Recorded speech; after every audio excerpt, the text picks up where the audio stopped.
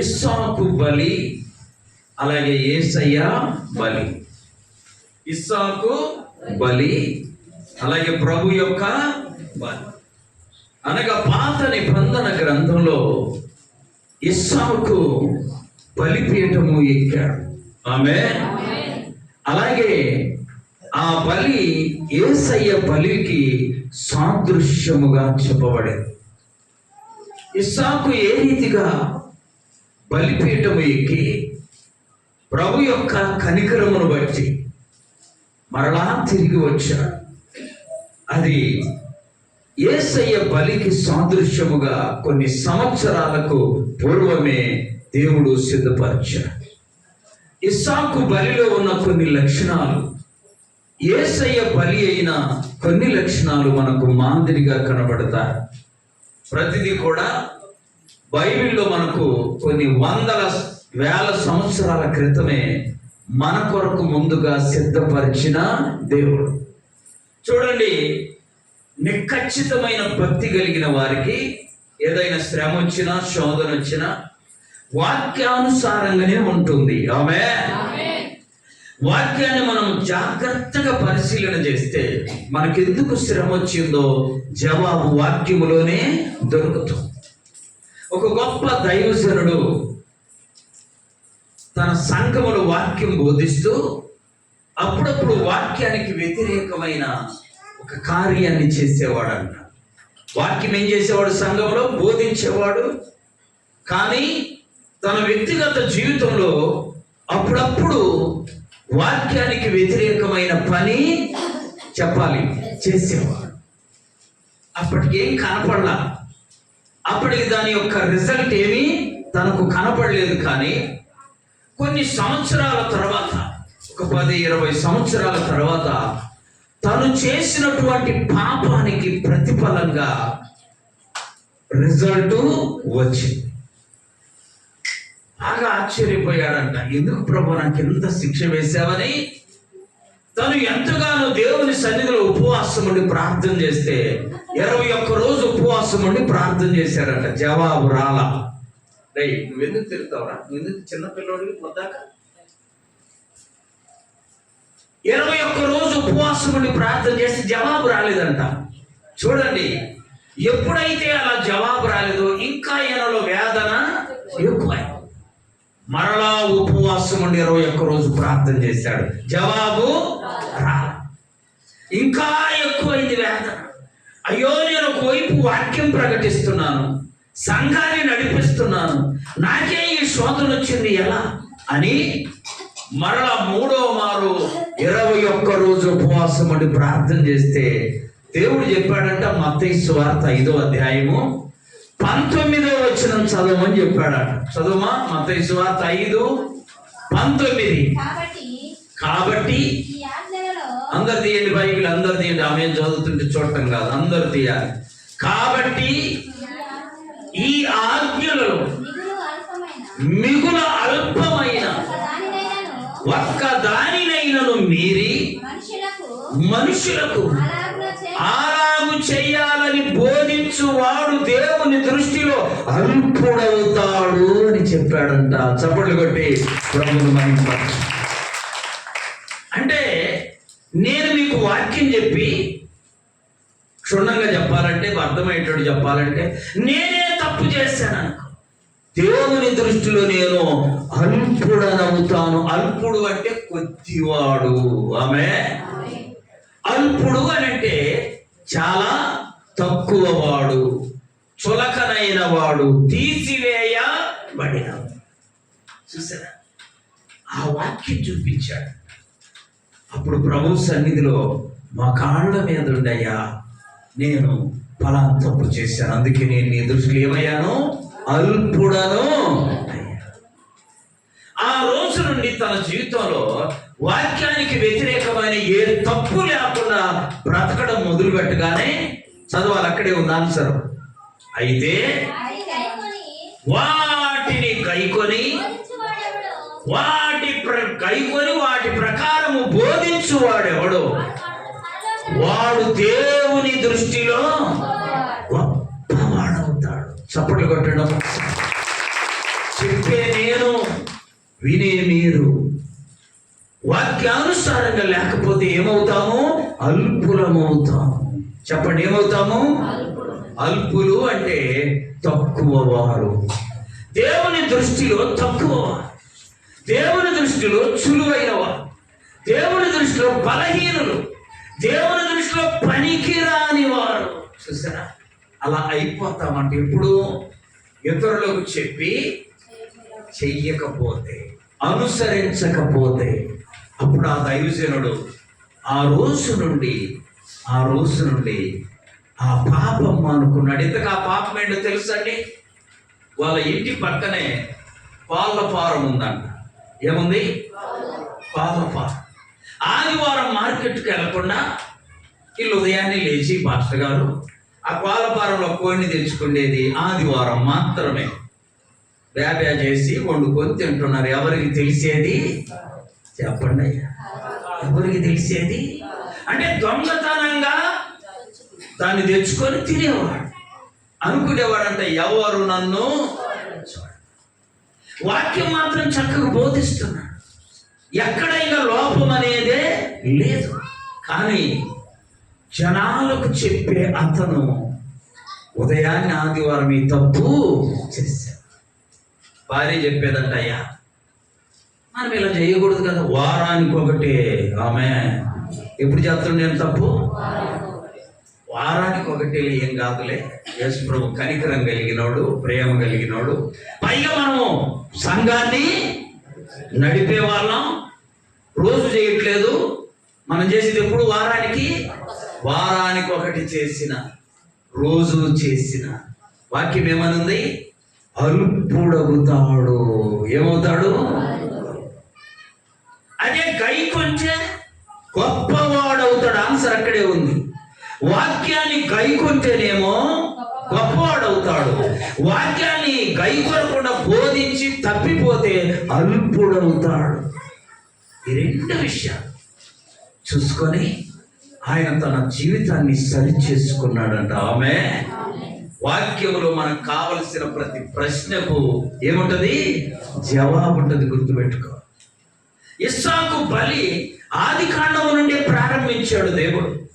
అదే రీతిగా తన కుమారుని కూడా సిలువలో బలి చేశాడు.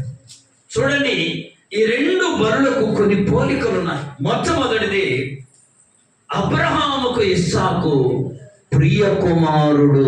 ఆమె ఎందుకని? అబ్రహాముకు ఎప్పుడు పుట్టాడు? చూడండి, వాక్యంలో మనం గమనిస్తే, వాక్యంలో మనం గమనించినట్లయితే 21వ అధ్యాయం 5వ వచనం, అబ్రహాము కుమారుడైన ఇస్సాకు అతనికి పుట్టినప్పుడు ఎన్నేళ్ళు? 100 ఏళ్ళు అంటే అర్థం కాదేమో, 100 ఏళ్ళ వాడు. ఎన్ని సంవత్సరాలంట? 100 సంవత్సరాలకు మన శరీరం ఎట్లుంటది? 20 ఏళ్ళ నాడు తక్కువ లెగుస్తాం, 50 ఏళ్ళ నాడు కొంచెం నిదానంగా లేస్తాం, 100 ఏళ్ళ నాడు అందరికి తెలిసిపోయింది. కానీ ఊరుకుంటున్నామా? ఊరుకునే ప్రశ్నే. ఎప్పుడైతే అబ్రహాము 100 ఏళ్ళ నాడు పుట్టాడో ఎంత ఉంటుంది? ఎంత ప్రేమ ఉంటుంది చెప్పాలి? బాగా ప్రేమ. అంతేకాదు, అంతకు ముందు తనకు పిల్లలే. కాబట్టి చాలా సంవత్సరాల తర్వాత పుట్టాడు. కాబట్టి అబ్రహాముకు ఇస్సాకు ప్రియమైన. ఇప్పుడు చూడండి 22వ అధ్యాయం, ఆది కాండం 22వ అధ్యాయం 2వ వచనం. అప్పుడు ఆయన, నీకు ఒక్కడయ్యున్న నీ కుమారుడు. చూసారా? ఇస్సాకునంటే అబ్రహాం ఏం చేసేవాడు? ప్రేమించి. నువ్వు ప్రేమించే ఇస్సాకును తీసుకొచ్చి నాకు బలి. అంటే అబ్రహాము ఇస్సాకును బహుగా ప్రేమించాడు. ఎందుకో చెప్పాలి, ఇంకా పిల్లలు లేదు. అంతేకాదు, వృద్ధాప్యమందు పుట్టినవాడు, దేవుడు వాగ్దానం ఇచ్చి జన్మింపజేసినవాడు. ఇన్ని ఉన్నాయి కాబట్టి ఇస్సాకు అబ్రహాముకు ప్రియమైన కుమారుడు. ఇక యేసయ్యను చూడండి, మత్తయి సువార్త మత్తయి సువార్త 3వ అధ్యాయం 17వ వచనం. ఇదిగో ఈయనే నా ప్రియ కుమారుడు, ఈయన యందు నేను ఆనందిస్తాను. యేసయ్య కూడా ఎలాంటి వాడండి? ప్రియ కుమారుడు, ప్రియ కుమారుడు. అట్లాగే మత్తయి సువార్త 17వ అధ్యాయము 5వ వచనం. అతడు ఇంకను మాటలాడుచుండగా ఇదిగో ప్రకాశమానమైన ఒక మేఘము వారిని కమ్ముకొనెను. ఇదిగో ఈయన. యేసయ్య తండ్రికి ఎలాంటోడు? ఎవరంటండి? ప్రియ కుమారుడు కదా. ఇస్సాకు అబ్రహాముకు ప్రియ కుమారుడు, యేసయ్య తండ్రికి ప్రియ కుమారుడు. కాబట్టి వీరిరువురికి పోలిక ఉంది. సరే, మనం ఎలా ఉన్నాం? యోహాను సువార్త 1వ అధ్యాయం, యోహాను సువార్త 1వ అధ్యాయము చదవాలి. 12వ వచనం. తన్ను ఎందరూ అంగీకరించిరో వారందరికీ, అనగా తన నామమందు విశ్వాసం ఉంచు వారికి. మనం కూడా ఎవరమండి? ప్రియమైన దేవుని. కాబట్టి మనం కూడా బలి ఉంటుంది. ఆమె ఏమంటదమ్మా అంటే, నీకు ఈ భూమి మీద ఏది ప్రియమైందో దాన్ని ఆపేస్తాడు దేవుడు. ఆమె చాలా మంది ప్రార్థనా పరుల్లో ఇది ఒక అనుభవం. చాలా మంది ప్రార్థనా పరులైన భక్తుల జీవితంలో ఇది ఒక అనుభవం. ఏంటో తెలుసా? నీకు చాలా ప్రియమైన దాన్ని దేవుడు ఏం చేస్తాడు? కోరుతాడు. ఆమె నువ్వు ఇస్తావా ఇవ్వవా ఆయన నిన్ను పరీక్ష చేస్తాడు. బైబిల్లో ఒక ప్రవక్త ఉన్నాడు, గొప్ప ప్రవక్త. ఆయన పేరు యెహెజ్కేలు. ఏం పేరు? యెహెజ్కేలుకు పని ఏంటంటే ఉదయం లేవడం, ప్రజలకి వెళ్ళి వాక్యము బోధించడం. తప్పు చేస్తున్నాడా? చెప్పాలి. తప్పు, నేరము. ఒకరోజు సడన్ గా దేవుడు యెహెజ్కేలుతో చెప్పాడు, యెహెజ్కేలు నీ కన్నులకు ఇంపైన దాని. ఆమె ఇప్పుడేనండి, నువ్వు విశ్వాసివైతే, పరిపూర్ణమైన విశ్వాసివైతే, నువ్వు పరిపూర్ణమైన భక్తుడివి, భక్తురాలివైతే, నీ భార్య కంటే మరొకటి అందగత్తెగా నీకు కనబడడానికి వీలు లేదు. చప్పట్లు కొట్టి ప్రభుత్వం.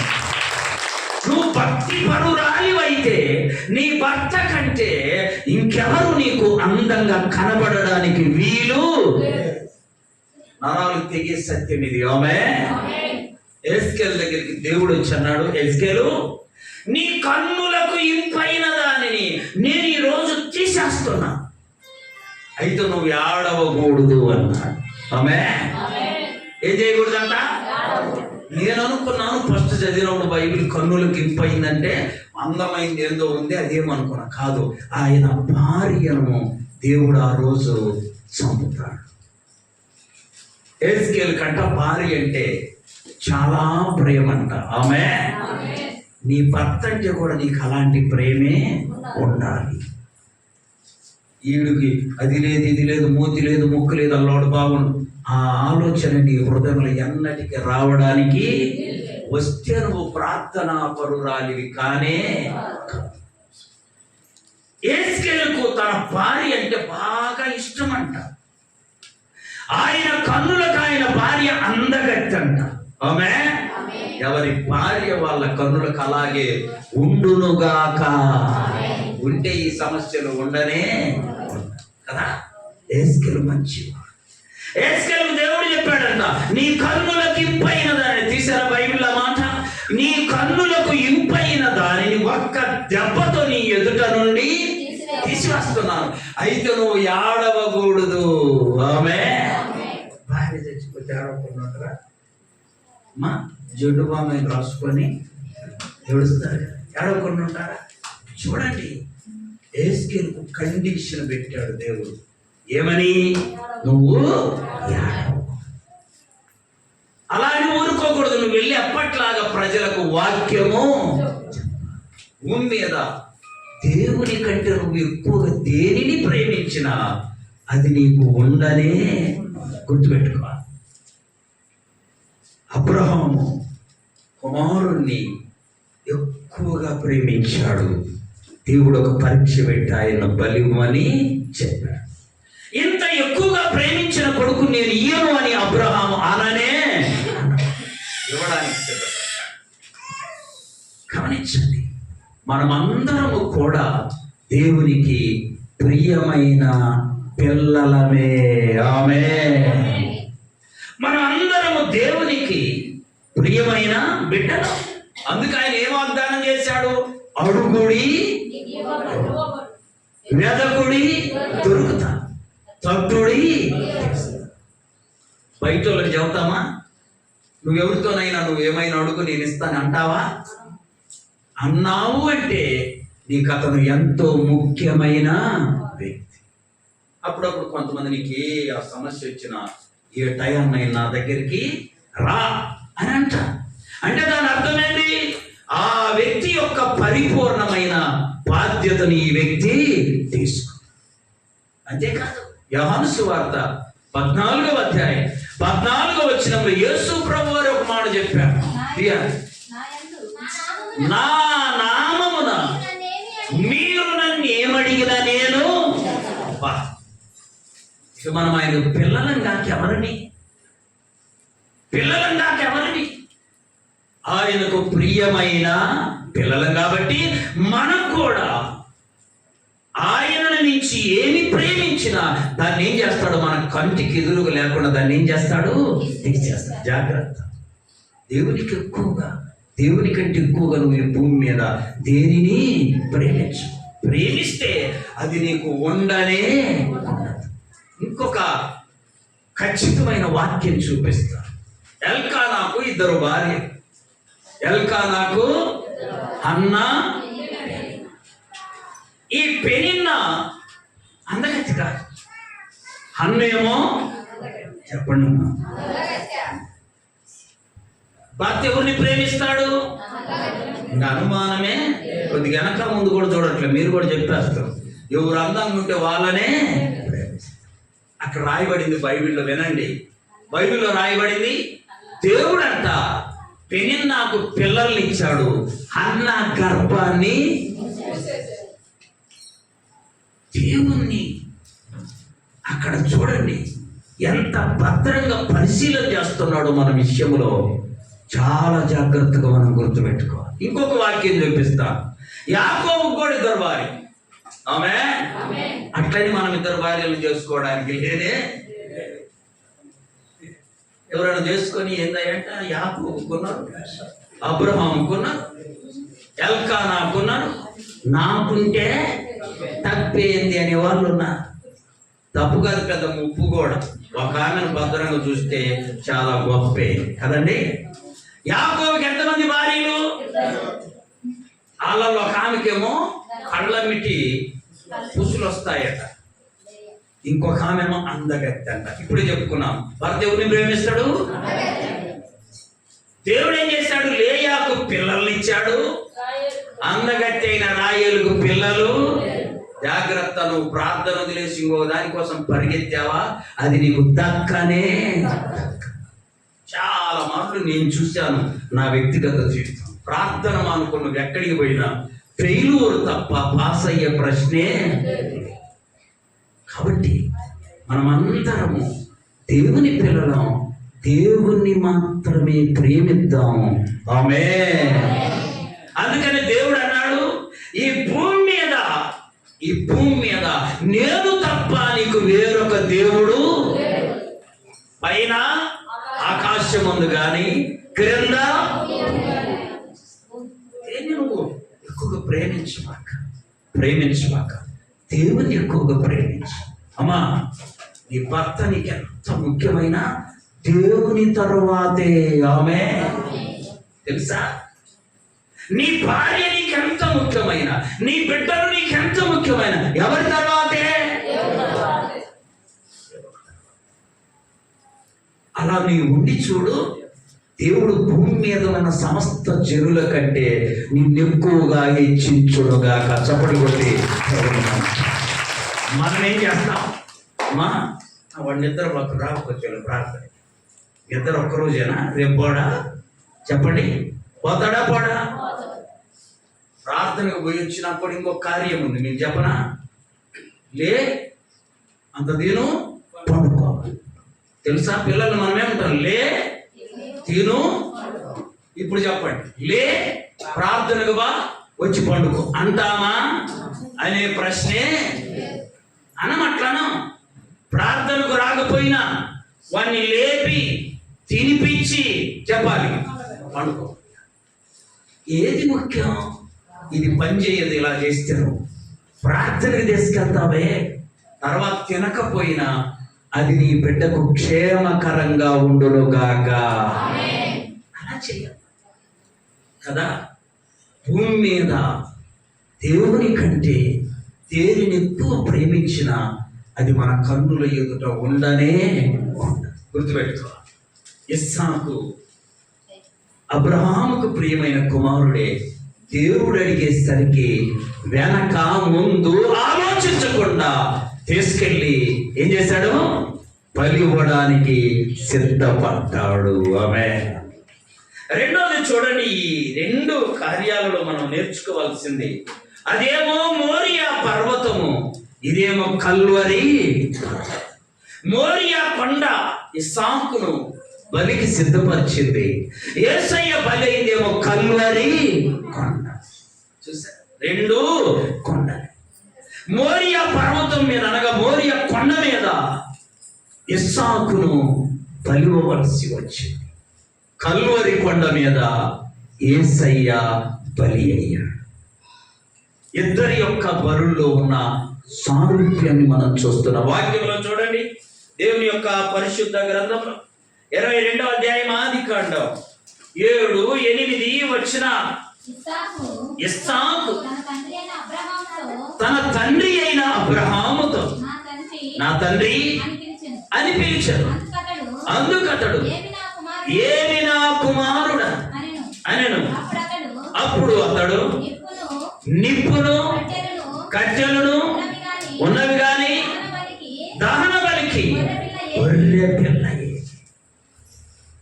గొర్రె పిల్ల పర్వతం మీద అడుగుతున్నాడు. ఎవరో తెలుసా? ఇస్సాకు తండ్రి అయిన అబ్రహాము. నీవు నేను ఇబ్బందులు వచ్చినప్పుడు, భయంకరమైన పరిస్థితులు వచ్చినప్పుడు దారి మనకు కనపడదు. కొన్నిసార్లు కట్టెలున్నాయి, నిప్పుంది, బలివ్వడానికి గొర్రె పిల్ల ఎక్కడ? ప్రార్థన ఉంది, భక్తి ఉంది, ఈ సమస్యకు నాకు జవాబు ఎక్కడ? అప్పుడు అబ్రహాము ఒక మాట చెబుతాడు, చదవండి, అది శ్రేష్టమైంది. నా కుమారుడా, దేవుడే గొర్రె పిల్లను చూచు. అర్థమైందా? అనగా మనకొచ్చే ప్రతి శోధనలు కూడా జవాబు ఎవరో తెలుసా? దేవుడే దానికి జవాబు ఇచ్చును. దేవుడే ఆ శోధన నుండి విడిపించును. దేవుడే ఆ సమస్య నుండి తప్పించును. దేవుడే చూచుకొనును. ఆమేన్. నీ చేత నా చేత కానే కాదు. చూడండి, ఇంకా వాక్యంలో మనం గమనిస్తే యోహాను సువార్త 1వ అధ్యాయం 29 అలాగే 36 వచ్చిన, లోక పాపములను మోసుకొని పోవు. అక్కడ ఇస్సాకేమో మా గొర్రె పిల్లగా అక్కడ దహన బలికి సిద్ధపరచబడ్డా. ఇక్కడేమో లోక పాపాలను మోసుకొని పోయే దేవుని ప్రభు మనందరి పాపముల నిమిత్తం గొర్రె పిల్లగా సిలువలో బలి అయ్యాడు. సిలువలో బలి అయిన దేవుని గొర్రె పిల్ల, విలువైన నీ ప్రేమ వివరించు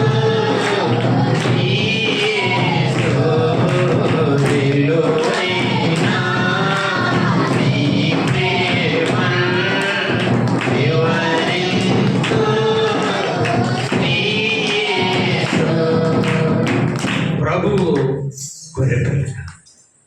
ఇక మూడవది చూడండి, ఈ యొక్క బలిని గురించి మనము ధ్యానిస్తే ఆదికాండము 22వ అధ్యాయం 11వ వచనం.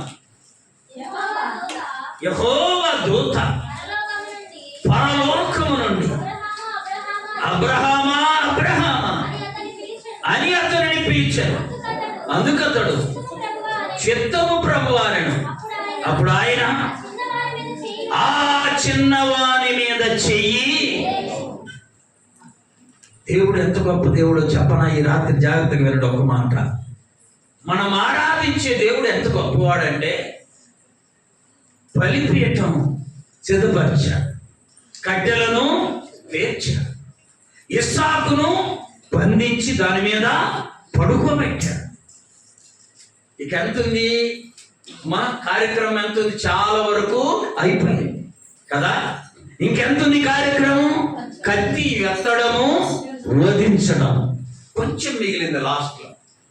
తెలుసా, అప్పటి వరకు అబ్రహాము హృదయం ఎలా ఉంటుంది ఒకసారి ఆలోచించండి. అబ్రహాము కన్నులు ఎంత వేదన కన్నీటితో నిండిపోయి ఉంటాయో ఆలోచించండి. చివరలో దేవుడు ఆ అబ్బాయి మీద కత్తి వేయకుండా ఏం చేశాడు? దేవుడు నీ జీవితంలో నా జీవితంలో కూడా చివరిలో అనగా చివరి క్షణంలో అద్భుత కార్యాన్ని చేసే ఆ బలిపీఠం మీద కట్టెలు పేర్చేటప్పుడు చెప్పలా, ఇస్సాకును బంధించేటప్పుడు చెప్పలా, పడుకోబెట్టేటప్పుడు ఇంకెందుకులేయ్యా అని అలా పడుకోబెట్టి కత్తి ఎత్తేటప్పుడు కూడా చెప్పలా. ఎత్తి వధించబోయే ముందు మనం ఆరాధించే దేవుడు చివరి క్షణములోనైనా నీ ఓటమిని, నీ బాధను, నీ వేదనను నాట్యముగా మార్చే దేవుడు. అయితే మనం ఏం చేయాలి? కట్టెలు వేర్చేటప్పుడు అనుమానిస్తాం. ఇక్కడ ఆపుతాడు, ఇక్కడ ఆపుతాడు అనుకుంటాం. మనం బంధించేటప్పుడు అనుకుంటాం ఇంకా లాభము అయిపోయింది. పడుకోబెట్టేటప్పుడైనా అనుకుంటాం ఇంకా అయిపోయింది. కానీ దేవుడు, మన దేవుడు ఎలాంటి వాడో తెలుసా? నువ్వు కత్తి పట్టుకున్న చివరి క్షణాన నిన్ను రక్షించే దేవుడు. ఆమేన్. అది నీ మీద పడనివాడు ఆయనే. చివరి క్షణాలైనా నిన్ను లేవనెత్తగలిగిన. ఇంకా చూడండి, హెబ్రీయులకు రాసిన పత్రిక 11వ అధ్యాయము 17వ వచనం. హెబ్రీ 11:17. అబ్రహాము శోధింపబడి విశ్వాసమును బట్టి ఇస్సాకును బలిగా అర్పించెను. ఎవడు ఆ వాగ్దానములను సంతోషముతో అంగీకరించెను, ఇస్సాకు వలనైనది నీ సంతానము. చూసారమ్మా, శోధన లేకుండా నీ కిరీటం లేదు, శ్రమలు లేకుండా పరలోకము లేదు. పోయినసారి చెప్పా, ఒక తండ్రికి 2 కొడుకు. అయితే ఇద్దరికి స్కూల్లో పరుగు పంద్యాలు ఉన్నాయి. ఏమున్నాయి? ఆటల పోటీలు పెట్టారు, పరుగు పంద్యాలు ఉన్నాయి. తండ్రికి చిన్న కొడుకు అంటే ప్రేమ, పెద్దోడంటే కొంచెం ప్రేమ తక్కువ. పరుగు పంద్యాలకు ఇద్దరు సిద్ధపడుతుంటే ఇక ఉదయాన్నే లేచి వెళ్ళాలి. తండ్రి చెప్పాడంట చిన్నోడితో, అరే నువ్వు కొంచెం టిఫన్ తిని వెళ్ళు, తిని. పెద్దవాడు రాత్రి నుంచి అంటున్నాడంట, నేను రేపేమి తినకుండా వెళ్తాను. చిన్నోడే గురించి తండ్రి ఏం చెబుతున్నాడు? వాడు తినేస్తాడు, తినకుండా వెళ్తాడు, నువ్వు కొంచెము తినేళ్ళు, వాడికంటే ఎక్కువ నువ్వు పరిగెడతావు, లేకపోతే పడిపోతావు అని చెప్పాడంట. గమనించండి, పెద్దవాడు తినకుండానే వెళ్ళాడు, చిన్నవాడు కొంచెం తిని. ఇద్దరు నిలబడ్డారు పరుగు పందెంలో. పెద్దవాడు బ్రహ్మాండంగా పరిగెత్తగలిగాడు, చిన్నవాడు వెనకాల పడ్డాడు. కారణం అతనేమో తినకుండా వెళ్ళడం ద్వారా సులువుగా పరుగెత్తగలిగాడు. తిన్న తర్వాత ఇతను పరిగెత్తడానికి అంత సులువుగా ఉండదు. ప్రార్థన కూడా అంతే. తినొచ్చి ప్రార్థనలో కూర్చో, వద్దంటే నీకు ఒకడు పక్కలోకి ఎవరు సాతాను గాడు వచ్చి ఆయన నిద్రపోయా, చల్లగా ఉంది, పైన ఫ్యాను కింద ఫ్యాను హాయిగా ఉంది అని. తినకుండారా నిన్ను నిద్రపుచ్చటము సాతానుకు సాధ్యమో. అందుకు దేవుడు ఈ ఉపవాస ప్రార్థనలను పరిచయము చేశాడు. ఆయన ఉపవాసం ఉండి ప్రార్థన చేశాడు. నీకు నాకు కూడా ఈ క్రమాన్ని నేర్పించాడు. ఆమేన్. చూడండి, ఆ చిన్న కుమారుడు ఓడిపోయిన తర్వాత వాడికి జ్ఞానం వచ్చిందంట. అన్న గెలవడానికి ఖాళీ కడుపు, నేను వాడడానికి కడుపు నిండు కడుపు. చూసారా, పరలోకం కూడా అంతే. నీ ఆత్మీయ జీవితంలో నువ్వు ఎంత ఆకలి కొంటావో అంత తృప్తిపరచబడతావు. చప్పట్లు కొట్టి ప్రభువును మహిమపరచాలి. అందుకని మత్తయి సువార్త 5వ అధ్యాయంలో యేసు ప్రభు అన్నాడు, ఆకలి కొనివారు తృప్తిపరచబడతారు, ఆకలి దప్పులు గలవారు ధన్యులు, వారు తృప్తిపరచబడతారు. ఎక్కడ? పరలోకములో ప్రభు దగ్గర నిత్యము తృప్తి ఉంటుంది. ఆమేన్. మాతో పాటు ఒకడు చదువుకున్నాడు. వాడి బిడ్డల్ని చక్కగా చదివిస్తే ఎప్పుడు ఉదయాన్నే తినకుండా వెళ్ళమంటాడంట స్కూల్కి. మనం ఏం చేస్తాం? తినిపించి ఇంకా కాస్త పెట్టి మధ్యలో ఇంకొకటి తినమని అందులో స్నాక్స్ అంట. తెలుగులో ఏందమ్మా? అల్పాహారం. అది కూడా అర్థం కాదు. బిస్కెట్స్ లాంటివి ఏ పెట్టి పంపుతాం. తిను తిను తిను. వాడు ఏమనేవాడో తెలుసు, మాకు బాగా గుర్తు. ఎప్పుడు తిన్న తర్వాత నువ్వు బాగా చదువు, బాగా చదువు. నేను వాడి కొడుకు ఆస్ట్రేలియాలో 6 కోట్లు పెట్టి ఇల్లు కడితే వీడు అక్కడికి పోయి నాకు ఫోన్ చేస్తాడు. మీ వాడినేమో తిను తిను అన్నావు నువ్వు, నేనేమో తిండి కాదు ముందు నువ్వు బాగా చదువు అన్నాము. నా కొడుకు ఇక్కడ ఇలా 6 కోట్లు పెట్టి ఇల్లు కట్టాడు. ఇప్పుడు ఎంత అయినా తింటాడు, చప్పట్లు కొట్టాడు. ఇప్పుడు వద్దనేవాడు ఎవడు? వాడి ముందు అన్నీ ఉంటాయి. అందుకని కష్టపడితే 20 ఏళ్ళు 60 ఏళ్ళు సుఖపడతా. భూమి మీద ఉన్న మనం కూడా ఈ భూమి మీద కష్టాలతో, శ్రమలతో, శోధనలతో ప్రభువును వెంబడిస్తే ఆయన దగ్గర మనకు కష్టం అనేది తెలియకుండా ఆయనతో బ్రతికే ధన్యతను మనము స్వతంత్రించుకున్నాం. చూడండి, ప్రకటన గ్రంథం 22వ అధ్యాయం. ప్రకటన గ్రంథం 22వ అధ్యాయం 1 నుండి చదవాలి త్వరగా.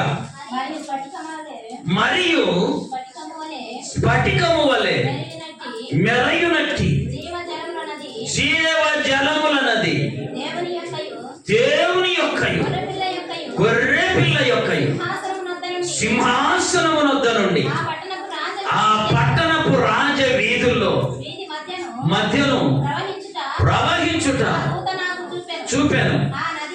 ఆ నది యొక్క ఈవలను ఆవలను జీవవృక్షముండెను. అది నెల నెలకు ఫలించుచు 12 కాపులు కాయను. ఆ వృక్షము యొక్క ఆకులు జనములను స్వస్థపరచుటకై వినియోగించను. ఇక మీదట శాపగ్రస్తమైనది ఏది అక్కడ ఉండదు. కాబట్టి నీకు కన్నీరు ఉండదు, కష్టము, ఆకలి. చదవండి, ఇంక అక్కడ నుంచి చదువుకుంటూ పోతే ఆకలి ఉండదు, దప్పిక కూడా. ఆ రాజ్యములో నువ్వు పాదం మోపాలంటే ఈ భూమి మీద నీ బొందిలో ప్రాణం ఉండగానే కష్టపడడం ఆత్మీయంగా నేర్చుకోవాలి. కష్టపడడం అంటే పనిచేయడం అనే కాదు, ప్రార్థనలో కూడా కష్టమైనటువంటి ప్రార్థన చేయాలి. ఏంటిదది? ఆయన చెమట చెప్పాలి, రక్తముగా మారిందాక ప్రార్థన. ఎంత కష్టం ఆ ప్రార్థన చేయాలంటే, ఎంత కష్టం. నీకు నాకు ఆత్మీయ జీవితంలో ఈ సుఖమైనటువంటి ప్రార్థన నిన్ను పరలోకము చేర్చు. ఏ ప్రార్థన ఉండాలి? కష్టతరమైన, మెలకువ కలిగిన, బలమైన ప్రార్థన ఉంటే అది నిన్ను పరలోకానికి చేరుస్తుంది. చదువు ఇంకా అక్కడ దేవుని యొక్కయు గొర్రె పిల్ల యొక్కయు సింహాసనము దానిలో ఉండదు. ఆయన దాసులు ఆయనను సేవించుచు ఆయన ముఖాన్ని చూస్తాము. ఆమె ఆయన నామం వారి నొసల్ల యందుండు, రాత్రిక ఎన్నడూ ఉండదు. దీపకాంతి అయినను సూర్యుడు లేని, చంద్రుడు లేని, చీకటి రాత్రులు లేని, సూర్యుడు లేని, చంద్రుడు లేని, చీకటి రాత్రులు లేని,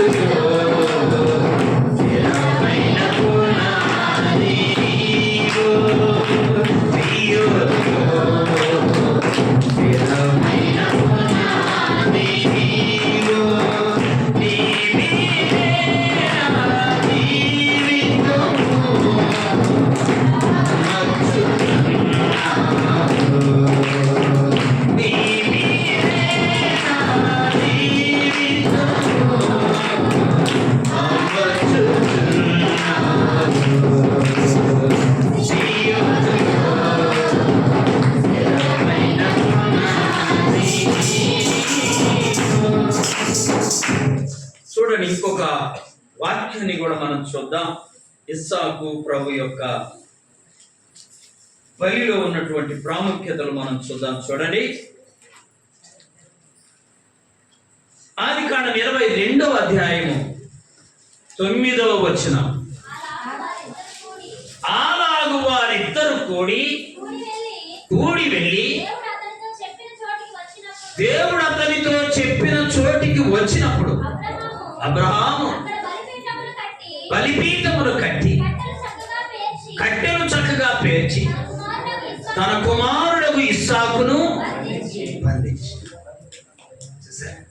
ఇప్పుడు పిల్లలు అయితే బంధిస్తుంటే తప్ప వాని నెట్టి దాని మీదకి ఈడు పరిగెత్తేవాడు కదా. నువ్వు కాదు మీ నాన్న తెచ్చుకొని కాల్చుకుని నాకెందుకు. ఇస్సాకలానలా బంధించడం అంటమ్మా కట్లు కట్టేశారు. కానీ ఇక్కడ ఇంకొక మర్మం ఉంది తెలుసా? పారిపోలా ఆమె. ఇస్సాకు అక్కడి నుండి నువ్వు నేను పారిపో. బంధకాలు వస్తాయి, తప్పించే దేవుడి నుండి ఆయన వైపు చూడాలి, కానీ మనం ఎన్నడూ వాటి నుండి పారిపోకూడదు. చూడండి, ఫిలిప్పీలకు రాసిన పత్రిక, మా ఫిలిప్పి 2 9, 10, 11 వచ్చిన. అందుచేతను పరలోకమందున్న వారిలో గాని, భూమి మీద ఉన్న వారిలో గాని, భూమి క్రింద ఉన్న వారిలో గాని ప్రతి వాని మోకాలు యేసు నామమున వంగునకలో, ప్రతి వాని నాలుకై తండ్రి అయిన దేవుని మహిమార్థమై యేసుక్రీస్తు ప్రభుని ఒప్పుకొనున్నట్లును నిన్ను కూడా హెచ్చిస్తాడు. ఆమె ఎప్పుడు నువ్వు పారిపోతేగా అగ్నిగుండాన్ని చూసి షడ్రకు మెషకు అబేద్నెగోలు అందులోకి వెళితే అక్కడ దేవుడు వారిని ఏం చేశాడు? హెచ్చించాడు. ఆమె పారిపోతే హెచ్చించేవాడు. నువ్వు నేను పండకాలు వచ్చినప్పుడు మౌనంగా, అదే విధేయత అంటాడు. చూడండి, దేవుని యొక్క వాక్యంలో మనం చూస్తే మా ఆదికాండం చదివారు కదా, ఫిలిప్పీలకు రాసిన పత్రిక 2వ అధ్యాయం 8వ వచనం. మరియు ఆయన ఆకారమందు మనుష్యుడిగా కనబడి మరణము పొందునంతగా, అనగా చెప్పాలి, శిలువ మరణము పొందునంతగా విధేయత చూపాలి. ఆమె ఎప్పటిదాకా చూపాలి? చివరి వరకు చూపాలి. ప్రభు విధేయతను చూపాడు. నువ్వు నేను శ్రమల్లో విధేయులుగా ఉందా, బంధకాల్లో విధేయులుగా ఉందా, శోధనల్లో విధేయులుగా ఉందా? ప్రభు నిన్ను నన్ను తగిన సమయంలో చెప్పాలి హెచ్చించే. ఇస్సాకు ఎంత ధన్యత వచ్చిందో, అదే మధ్యలో పారిపోయి ఉంటే ధన్యత వచ్చేది. అలాగే ఎదురు తిరుగుంటే ధన్యత వచ్చేది. అబ్రహాం కూడా దేవుని మాటకు విధేయత చూపాడు. నువ్వు నేను ఈ విశ్వాస జీవితంలో విధేయులుగా ఉందా? బలి కావలసి వచ్చినా సరే ఆమె నిన్ను బలిగానివ్వడు ఆయన. నువ్వు అలా అనిపిస్తుంది నీ కళ్ళకు, సాతాను నిన్ను నన్ను బలి చేయడానికి కాదు, ఆయన బలి అయినది. ఆమె మనకు మరణము తప్పించడానికి, మనకు నరకము తప్పించడానికి, మనకు బలిని తప్పించడానికి ఆయనే మన నిమిత్తం సిలువలో బలి అయ్యాడు. కాబట్టి శ్రమలు, శోధన ఎన్నొచ్చిన నీ నా ప్రార్థన జీవితాన్ని కొనసాగించి ప్రభువును చేరుకుందుముగాక. అందరూ మోకరించండి, ప్రార్థన చేసుకుందాం.